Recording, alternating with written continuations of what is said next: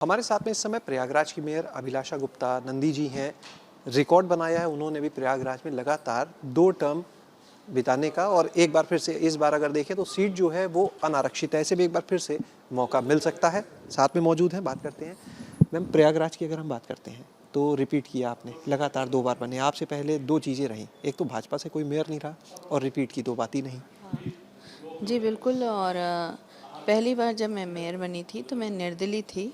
सुराही चुनाव चिन्ह पे मैंने चुनाव लड़ा था, और अभी 2012 वाला और 2017 का जो चुनाव था वो मैं भारतीय जनता पार्टी के कमल चुनाव चिन्ह पर मैं लड़ी, और सभी के आशीर्वाद से मैं उस चुनाव को भी जीती।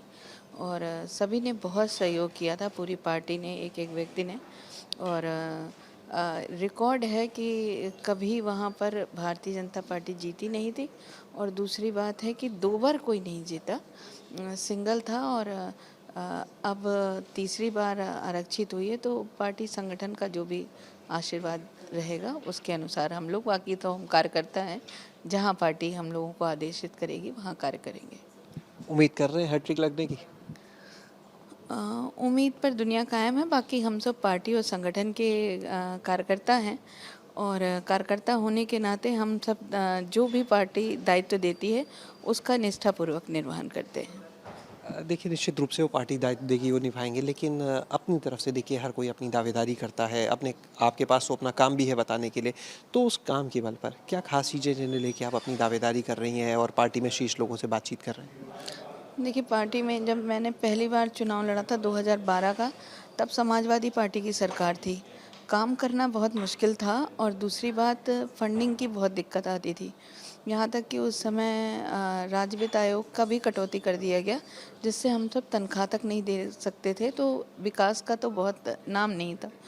लेकिन दोबारा जब भारतीय जनता पार्टी की सरकार आई और प्रदेश और देश में दोनों में भारतीय जनता पार्टी की ही सरकार बनी, तो हमारे लिए काम करना भी आसान हुआ। और साथ साथ जो फंड था वो बड़े पैमाने में निकायों को मिलने लगा। और जब उसके द्वारा माननीय प्रधानमंत्री जी ने जो स्वच्छता की अलग जगाई, तो वो पूरी जगह इतना ज़्यादा पॉपुलर हुआ। और मुझे लगता है कि केवल भारतीय जनता पार्टी नहीं, विपक्ष भी झाड़ू लेके चलने लगा। तो ये बिल्कुल एक बहुत ज़्यादा हम सब आभार प्रकट करते हैं कि निकायों के बारे में इतना सोचा गया, निगमों के बारे में इतना सोचा गया, जिससे हर व्यक्ति की मूलभूत आवश्यकताएं जुड़ी होती हैं नगर निगम से। जीवन से लेकर अंतिम समय तक नगर निगम काम करता है, तो उसके लिए बहुत सहयोग मिला भारतीय जनता पार्टी का। और मूल मंत्र ही स्वच्छता है जिसका, तो मुझे लगता है कि वो काम करना हम सब के लिए भी, और कोविड काल में जो काम किया गया उसका भी साथ लेकर हम सब पूरी ताकत से, एक बार हम अनुरोध तो पार्टी से किया है कि कार्यों को देखते हुए बाकी जो भी पार्टी जो भी आदेशित करेगी उसको हम सब निर्वहन करेंगे। मैम, इस बार के अगर हम चुनाव को देखें तो प्रयागराज में देखिए काफ़ी चीज़ें इस बार हैं जो शायद असर डाल सकती हैं। इसे बात करें अभी जो वहाँ पर कांड हुआ, एक हत्याकांड हुआ, फिर अतीक अहमद के साथ जो चीज़ें रहीं, सज़ा हुई पहली बार, इन चीज़ों का किस तरह से इस बार के चुनाव में आपको लगता है असर होगा? देखिए, पहली बात तो 2019 का जो अर्ध कुंभ था उसको माननीय मुख्यमंत्री जी ने कुंभ के नाम से किया। उसको धर्म और आस्था से बहुत अधिक प्रयागराज जैसे जगह पर जो धार्मिक नगरी के रूप में है माना गया।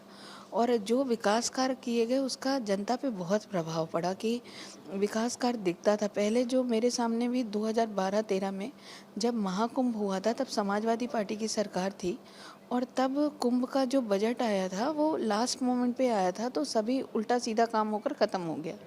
लेकिन अभी सरकार पूरी तरह, मुख्यमंत्री जी स्वयं आते हैं और जगह का सर्वे करते हैं, देखते हैं, एक एक चीज़ों का निरीक्षण करके स्वयं, और फिर एक पूरी तैयारी की जाती है, और बजट भी पहले से ही मुहैया कराया गया।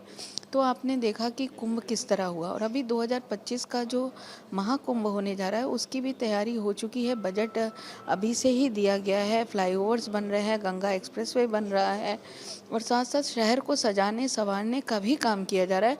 ना केवल मेन रोड्स बल्कि पार्कों को, सड़कों को, गलियों तक को काम करने के लिए दिया जा रहा है। तो सरकार की सोच इतनी बेहतर है कि जो भी बजट खर्च हो वो सचमुच मूलभूत आवश्यकताओं पर और लोगों के काम आ सके, शहर का एक विकास दिखाई पड़े। तो मुझे लगता है इसका पब्लिक में इतना ज़्यादा प्रेम दिखाई पड़ता है। और जब ये अभी जो जिस तरह के बाहुबलियों का जो था, आपने देखा कि खुलेआम एक लोग पहले तो लोग मुंह बंद करके किसी तरह का क्राइम करते थे, आज मुंह खोल के खुलेआम कर रहे थे। और उसको जिस तरह से मुख्यमंत्री जी ने इतने सालों के बाद 27 साल के बाद किसी को सज़ा मिली, एक बहुत बड़ा कार्य है। लोगों में मतलब उस समाज में भी लोग अब भय से मुक्त अपने आप को मानते हैं और वो बहुत आभार प्रकट करते हैं भारतीय जनता पार्टी का, माननीय मुख्यमंत्री जी का और हमारे माननीय प्रधानमंत्री जी का, कि ऐसी भी सोच लेकर चल रहे हैं कि भय मुक्त समाज को बनाया जाए और जो ऐसे लोग हैं उनको जड़ से ख़त्म किया जाए। ऐसी सोच लेकर माननीय मुख्यमंत्री जी, तो लोगों में बहुत ज़्यादा प्रेम भी है कि अगर ये सरकार कंटिन्यू रहती है और केंद्र की सरकार, राज्य की सरकार और मुझे लगता है शहर की सरकार, तीनों एक रहती है तो विकास कार्य बहुत अच्छा होता है। मानते हैं जो अभी अतीक अहमद को सज़ा हुई, इन सब चीज़ों का असर चुनाव में देखने को मिलेगा? बहुत बड़े पैमाने पर देखने को मिलेगा, क्योंकि भय मुक्त समाज हर वर्ग चाहता है, हर समाज चाहता है, हर जाति हर धर्म के लोग चाहते हैं।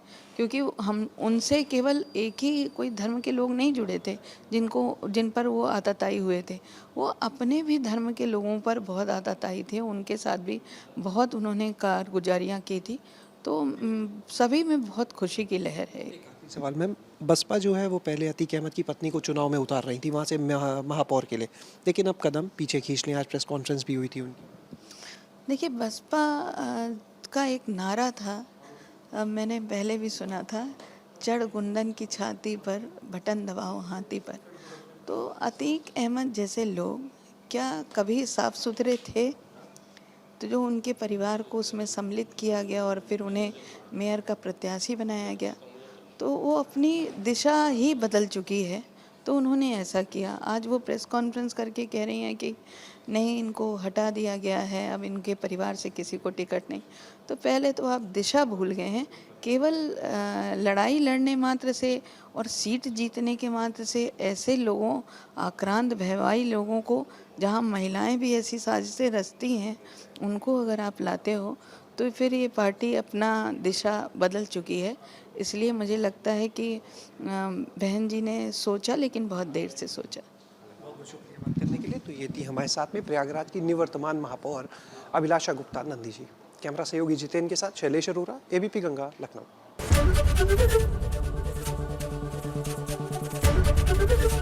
एबीपी गंगा, खबर आपकी, जुबान आपकी।